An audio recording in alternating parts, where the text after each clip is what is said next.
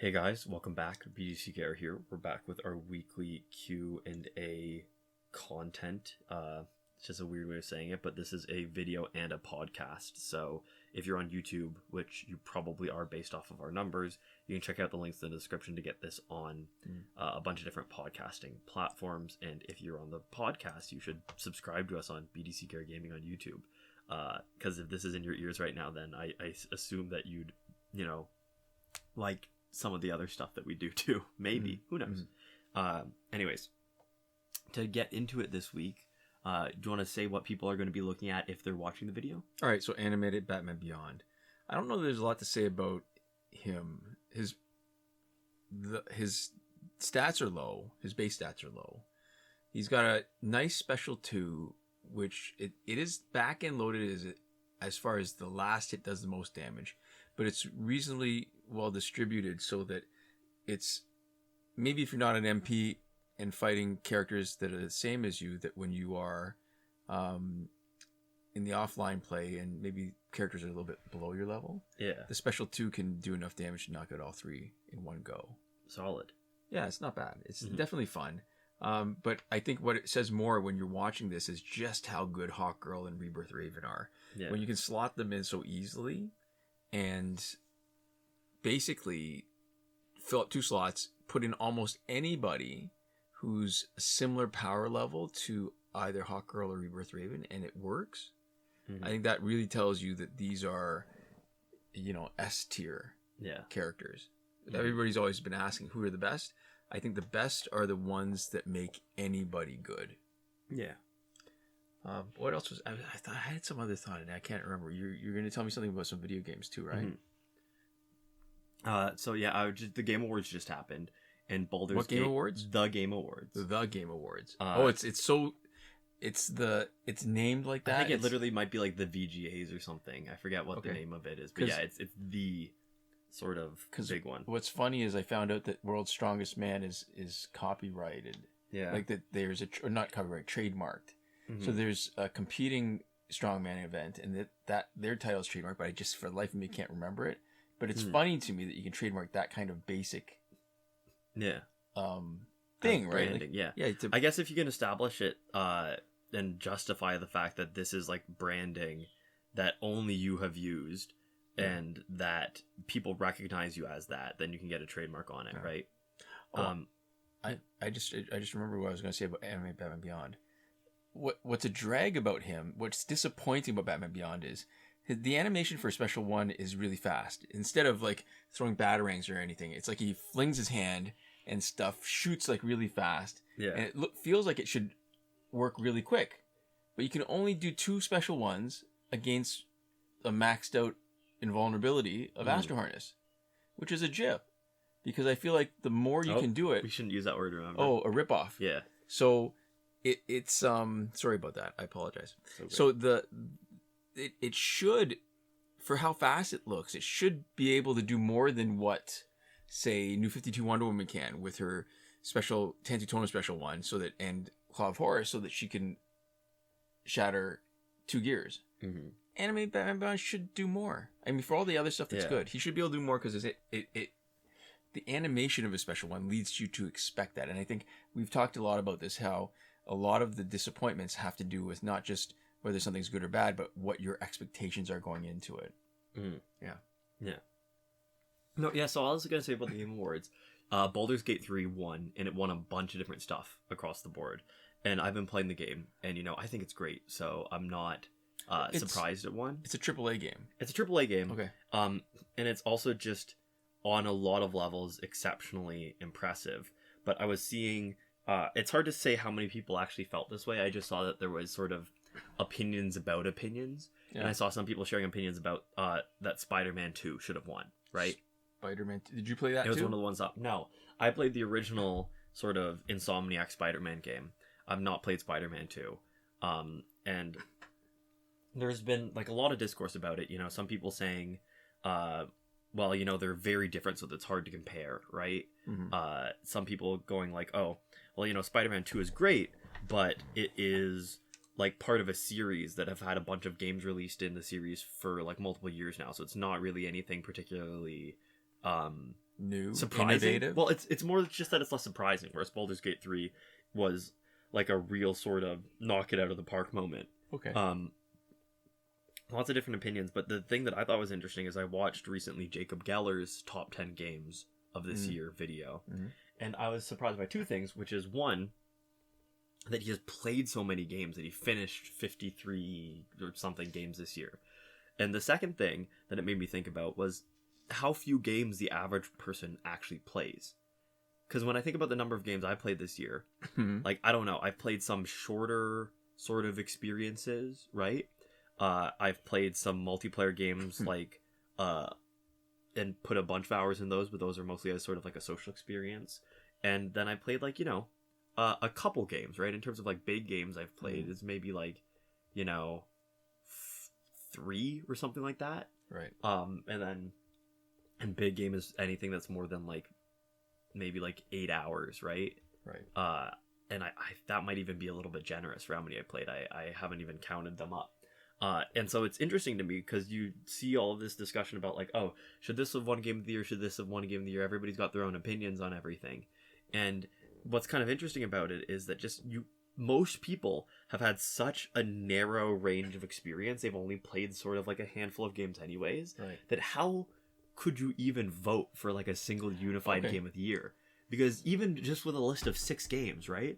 The chance any given person has played and finished all 6 or played them for long enough to decide that they don't like them but have also given them the proper chance is so small. So I see a list of 6 games and I'm kind of just voting for the one that I happen to play, probably. Right.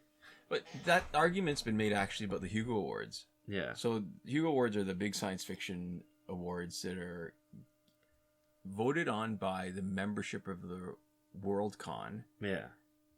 As opposed to, say, the Nebula, which is also a big science fiction award that's voted on by the membership of the science fiction fantasy writers of America. Yeah. Or the World Fantasy Award, which is a juried award where a group of people get a long list of suggestions, are given a long list of suggestions and read through and narrow it down to short list. So they're all sort of different. But the same argument's been made that, especially when we're talking about the short forms, that people maybe don't read all of them and they feel like they're not qualified to nominate. Yeah. And I think the best argument I've seen is that you should anyways, because that's what brings attention to it. And even the long list nominations get the extra attention and maybe find, if it's good enough, find an audience that's willing to sort of push for it. Yeah. Yeah, no, so it's interesting. And Game of the Year, I think in a lot of ways, really big games are often a little bit like Marvel movies for me, which is that, you know, they're great to participate in if you want to be part of sort of the conversation about the thing, right? If you want to talk about a movie, seeing a Marvel movie is a great bet to be able to sort of have a conversation. Although I think increasingly that's becoming not true. I think the new Marvel movies, I have sort of heard less and less about them. And I think less of my friends are watching them, but it used to be anyways, right? Right.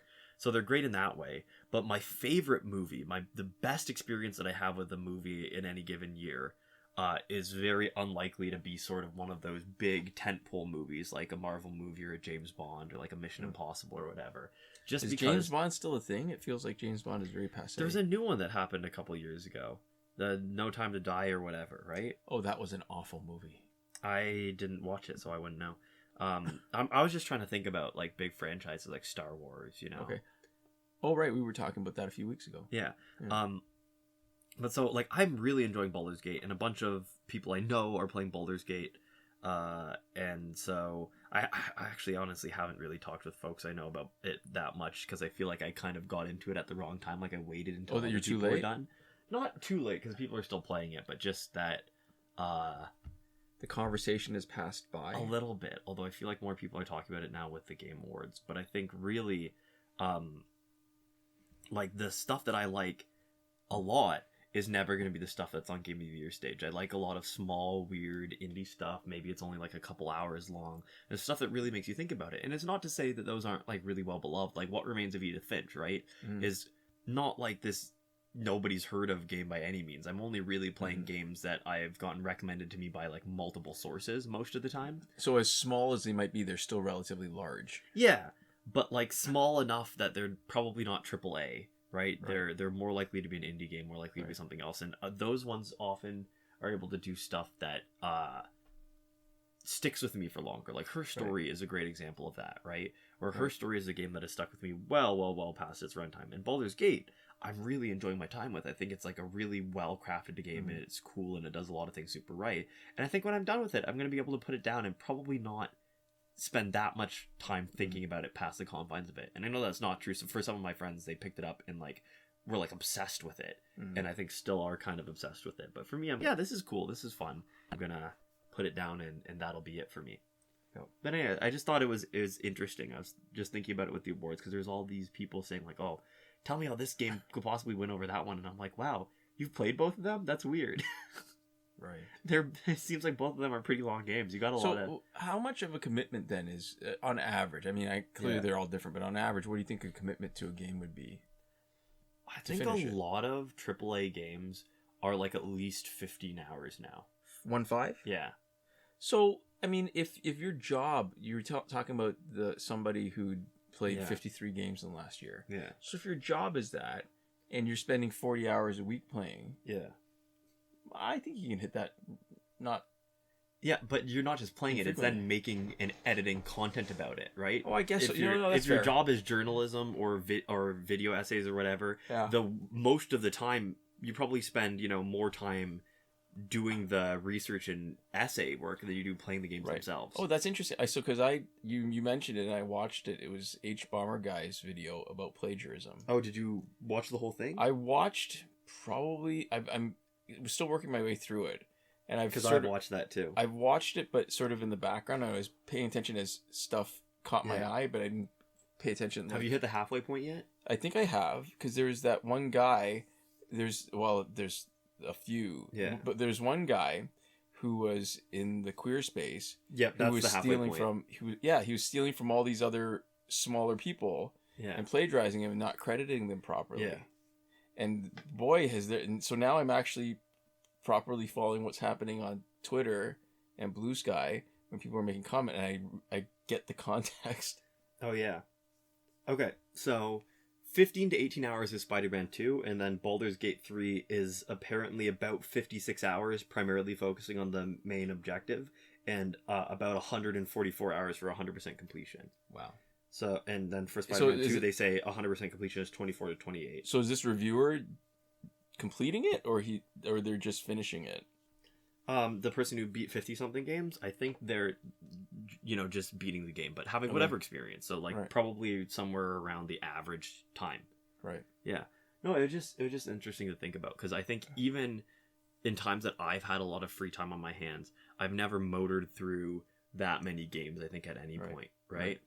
I mean, people can make that... There's a lot of that kind of perspective looking in on what people do. Like, people could say the same about us, that we've been playing Injustice for so long, we put in so many hours, it's hard to imagine that you do that. But I think clearly, if this is this person's vocation, then there's partly that they enjoy doing it, and then partly is that those little, because every once you've got to have some sort of battle fatigue a little bit. I'm also a big fan of Jacob Geller's work. His videos are pretty great, and he does pretty fun stuff every once in a while. He does a sword stream every year where he raises money for charity, and he plays, it's either, I think it's like 24 hours straight of games where he jumps from game to game with swords in them. So, but I think the idea though is that there's probably a little bit extra motivation, because knowing that this is what they feel an obligation to do it. Yeah. So everything, there's going to be ebbs and flows, and all those times where you're getting maybe a little bit tired of it, you sort of push through. Like a marathon. And because of the way that he uses sort of video games as text, and he combines that with sort of graphic novels and other stuff, it's almost like he's becoming more sort of well-read and well-researched. He often plays some really sort of interesting out there stuff. And so some of the stuff I hear about from his stuff is like, oh, here's a video game about, photography that has an environmental bent and is done by a group of indigenous people, and it sort of deals with like themes of like environmentalism and police brutality and all this other stuff and like state violence. And it's like, so he's playing some really sort of cool, interesting stuff. And I imagine that also probably lessens the fatigue a little bit. It's not like, I think if I was like a games journalist and I was just only playing the big stuff that people really wanted writing about, that would get the most clicks, that would be a lot harder for me to manage, right? You know, even one level harder than just playing that many games in the first place. Yeah, anyways, getting into our first question, maybe. This one comes from Cameron 1072. They say, I personally don't have a huge problem with hacking either, but I can understand why people are against it. But I always feel bad for people who get accused of hacking or even reported when they might have just spent some money on the game. Most of us forget that there's even that's even an option, but it is. And I think a new player is far more likely to make an in-game purchase since they wouldn't know that the deals in the store aren't great value for money. Sorry, I made 2 reading errors there, but that's on me, not on Cameron. So there's an interesting discussion, I think, to be had about hacking and how people talk about it and how people either do it or accuse other people of doing it. Yeah. And the parallel that I want to use is performance enhancing drugs. Yeah. I think that, so here's what I see, if I want to try to break it down properly, is that there are people who do hack and people who accuse others of hacking. And I think the problem with hacking, I think we've addressed this repeatedly, is that if you do it in a way that messes up other people's experiences with the game, that's bad.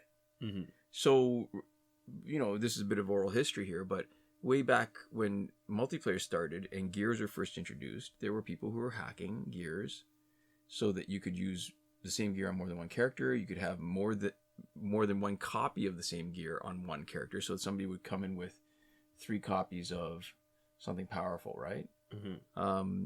And they would max them out higher than it was possible. So they would have gear scores not only that were thousands, but actually had the effect. It's not like when people hack the metal characters now and they give them like super high numbers, like levels, but they don't do anything more than a regular one. They were really messing up people's experience. So that's bad. On the other hand, though, see, I think what happens with people when they accuse others of hacking is we take bits of conversations that we have from other places where people are accused, namely like in court, and then we apply an unreasonable standard. So here's the thing. Yes, people can buy stuff for money. The stuff that you can buy is ridiculously overpriced. To get to the level where it looks like somebody is hacking with money would typically cost in the thousands of dollars. And I think the number of people who are willing to commit, who don't know a game well enough, but yet are willing to commit thousands of dollars to it to start, is vanishingly small. So, although it's higher than you think it is, because clearly that's how a lot of these games are actually financing themselves, is with the whales, right? The people who spend a ton of money on it. I have yet to meet somebody. So I'm talking specifically then about somebody who's new to the game, who's willing to drop $10,000 on it. Oh, yeah. Well, the stat I think is it's like the whales, it's like whatever percentage of people, right? It's something like 10% of people or 5% of people are like 90% of the profit. And then the average whale like makes their purchase within like the first hour of playing the game. So it's less that you spent that much that early and more that you start spending early. And so maybe at that point where you're new, you've only spent, $20 or $50 or $100, right. But that's you starting on the path of having spent, But I don't think that makes enough of an impact where it looks like. So I guess there's people who make the accusations who don't know the game well enough. So they make accusations about how an account looks without realizing that, that's not hacking. That's just normal play, and you've been playing for, 10 years now?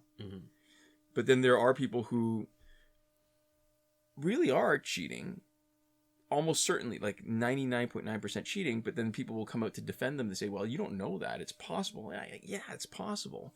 But the likelihood of it, I don't know. It's just, it's one of those conversations where because it's almost like people are choosing to find something to argue about because they're talking past each other when they don't really define the rules of engagement. Yeah. And I guess the parallel with steroids is, I don't know that steroids are necessarily wrong when you're talking about an adult who's decided they want to take performance-enhancing drugs so they can be better at what they do. As long as you're an adult making that decision. I mean, listen, your body, right? And also, especially as drugs have gotten better, I read something about how, like, in the early days of WWE, like, the way that they had, like, steroid formulations back then were a lot less, like, body safe. So, you know, there can be an argument when you're really, like, actually just, like, damaging yourself, like, in a very noticeable and one-to-one way. But, like, you know, but, again, it's still their choice. Yeah. I think. Still their choice, but then, for most of those people, not, like, a fully informed one. Right. And that's a fair criticism too. I think where I have real trouble with it is how misleading it's been when people lie when they do use steroids and then lie about it. And what it does is it means that people cannot be fully informed when they start doing stuff, right? Because they're not working with the right information about, well, is this kind of performance or this kind of physique or this kind of whatever possible without steroids? And then it's the people that are claiming that they're natural. Yeah. And then they use that as a platform to sell stuff that's not steroids to say, oh, this is what I did to get to it. So I feel like the Liver King. Exactly. Like literally, that's one of the people I was thinking about. Yeah. But the only good thing is that the more knowledge there is out there, the easier it is for people to figure out. Yeah. You know, or to recognize what the effects of different performance enhancers are. Yeah. So it's interesting. I mean, nothing really nearly as serious as steroids. I just think there's parallels in how the discussion happens, and I think it's still a difficult position. I think, or it's difficult to clearly define your position where some people are, well, just hack away, we don't care, and some people say, well, all hacking is bad, any kind of cheating is bad. Yeah, I think I still like where we have ended up, where we're trying to find a little bit more of a nuance, right? Yeah. If it doesn't hurt anybody, who cares? Yeah. So I think the two problems are when and that's interesting. I hadn't really thought about that when talking about the cheating or hacking. The problem is when you negatively impact somebody else's experience directly in the game, and we have seen this where people are cheating, but they're like talking about stuff on forums about like, oh, here's how I got this, here's how you should do it. Right. And the other way that you can negatively impact somebody else's experience is by not being upfront about having a hacked or cheated account. Right. And you could end up giving people sort of bad advice or making people think that they're playing wrong. Right. Because they're not doing as well as you for the amount of time that you put in and they put in or whatever. Right. Yeah. Interesting. Yeah. Okay. Do we want to...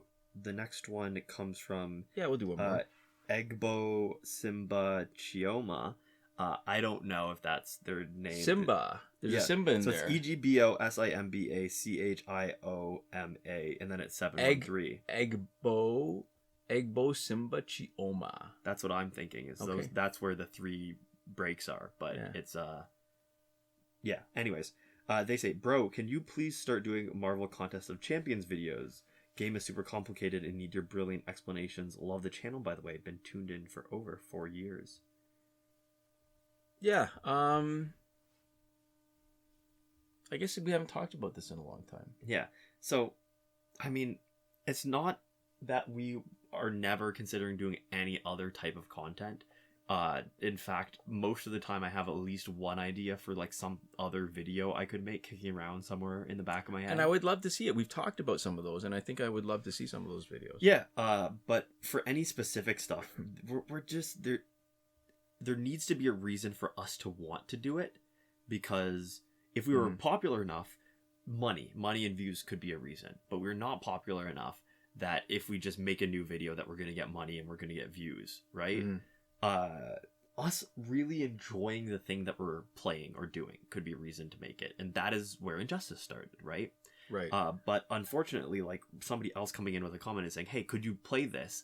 I think it would be good videos, is not enough of a reason. I've done a couple other sort of games at some point in the past. Super hot. And that was some sort of video tutorials. I took online guides and I made video versions, which I felt made it a lot easier to follow along. and I still get like a comment like every once in a while on them. That's funny. And it's wild. I'm like, oh my gosh, I forgot about making these almost. And then we did a little bit of Call of War as Gunslinger at one point, which was just a game that I was really enjoying at the time. Yes. And so we decided to make a couple videos on that. And I, you know, we didn't know what we were doing, right. But for that, I think I had at least a good enough time making them. And right. Hopefully you did too. And so the main thing is that, like, if there is any other content that is not Injustice or not exactly what you expect from us here, it will be because we specifically wanted to do it. Right. Yeah. Mm-hmm. Do you have anything to add? No. I it's all aspects of, you know, there's always a different answer. Like, this is one of those things where we get asked it enough and we come back to it. It always feels like the answer is a little bit different. Because for me, I hardly play games at all. If anything, I'm trying to get away from playing games. Although now I've been sucked into playing Settlers of Catan online in Board Game Arena. Although that feels a little different. Friends. It does. But it's the same kind of time sink. Like, I'm also playing Word Blitz on Facebook. Mm-hmm. And it's just the time sink. I mean, now I'm branching out from Merge Boss from AliExpress, and I got to find some way to end it. And historically what happens is I achieve a certain proficiency, and then I decide, okay, now I'm done. Yeah. And then I abandon it. But it's hard to let go, and I'm feeling like I'm burning the candle at both ends a little bit. It's starting to feel like work, and usually that's the kiss of death for me. Yeah. But yeah, you're absolutely right. Like, I need something a little bit more convincing than just please play this. I mean, I'm not saying that somebody can't come to me and say, please play this. Yeah. Oh, and specifically, like, the way that this person asked, you know, I would have a million comments of, you know, like this, and I would have no issue with them, right? Oh yeah, it's not a problem. Fan of you, whatever. It's just, there's a reason why it's not happening, and this is a great example, because this isn't somebody going, your channel is dying, you need to play something different. And we've had lots of those comments, and those are ruder. Not that we care, right? No. Not that it particularly matters to us one way or another. It's not somebody saying, like, you know, I think you guys are bad people, right? Or right. I don't even know. It's hard to imagine a comment that somebody could make on the basis of these videos that would really hurt me. If somebody said, hey, I know you in real life, this is your full legal name, also this is very embarrassing, maybe that would hurt me. If it was like somebody that I knew, and I was like, oh man, that wouldn't be a good feeling. But barring that, I think it'd be very hard for a comment from, like, a stranger to really get under my skin at this point. Right. But yeah, so this is like a nice way of asking it. It's just, I feel a little bad for this person, because it's not going to happen, unfortunately. Right. Yeah. Do we want to do one more? You know what? Only because it was recent, and it's a response to something we actually asked. Yeah. So this one comes from Pikachu5J. They say, entertaining listen as always. Thanks for reading my comment. I meant side hustle in the sense that Injustice is a big time commitment that often feels more punishing than rewarding, but we're always chasing the satisfaction from a hard-fought MP win or an extra lucky Phantom Zone pull. Making money off this game would definitely motivate me a lot more, though, lol. Speaking of the game, I was surprised by how quickly I got back into the swing of things mechanically, though I did get caught off guard by a Black as Night Flash team reversing damage over times and lost an ultimate battle, RIP, and I'm quickly remembering why I love this game so much in the first place. I don't know how long I'll stick to it, but I'm having a blast so far. Good for you. Yeah. I think that was exactly sort of what we're talking about, right? In terms of like getting to a point in a game where it starts to feel like work. And then clearly this person, I don't remember how long they said they were on hiatus for, but it was a couple years, right? They had stepped away from the game. I think it was 4 years if I'm remembering correctly, but the exact number doesn't really matter, right? Right. And now they're coming back and enjoying it again. And I think that's a good sort of way to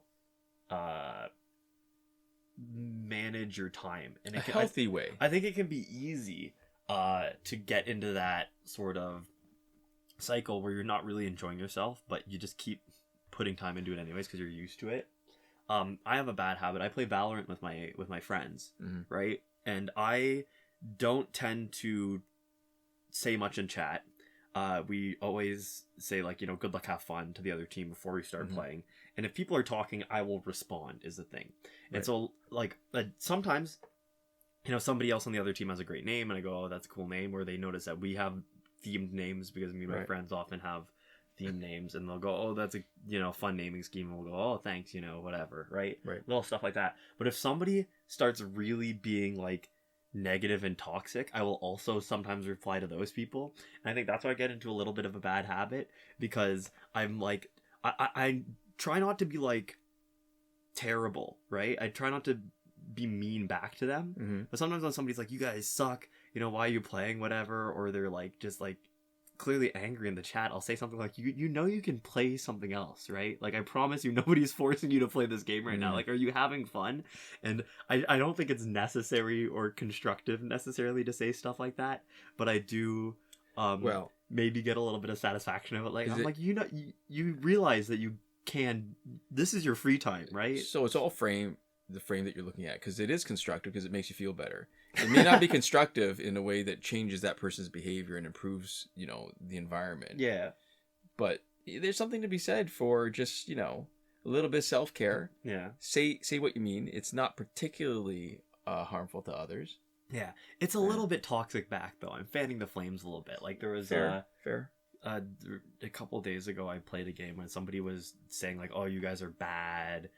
You guys, I can't believe you're letting me like do so well. I'm like not even like buying like good guns yet, even like I'm playing it like a challenge, whatever. And they were winning by a little bit, but not that much. And they were at the top of the lobby. And then they're like, okay, now I'm gonna buy guns. And then I killed them a couple rounds in a row. And they started losing, and I was doing better than them on the board and stuff. And they stopped talking, and I said, I was missing hearing your feedback. I wanted to hear what you thought about this last half of the game, man. You went quiet all of a sudden. Where'd you go?